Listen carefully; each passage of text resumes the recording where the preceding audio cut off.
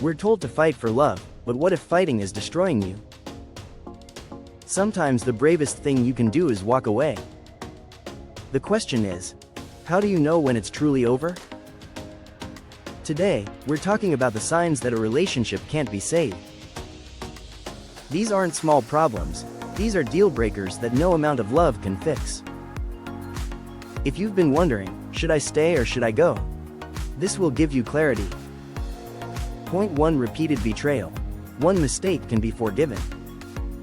But when betrayal becomes a pattern, lying, cheating, breaking promises, trust is destroyed. And without trust, there is no foundation. You can build again once, maybe twice. But if it keeps happening, you're building on quicksand. Point 2. Disrespect has become normal. A healthy relationship needs respect. But if disrespect, constant criticism, insults, belittling, becomes part of daily life, it's no longer love. You can't grow in a relationship where your self-esteem is constantly being chipped away. Point 3. Only one person is trying. Love is teamwork. If you're always the one apologizing, compromising, fixing, and begging for change, while the other person sits back, that's not a partnership. That's emotional exhaustion. And eventually, it breaks you. Point 4. Values clashed. Sometimes it's not about lack of love, it's about incompatibility. If one partner wants kids and the other doesn't, or if you disagree deeply on lifestyle or morals, love alone can't bridge that. Fighting against your core values only creates resentment. Point 5. You've lost yourself.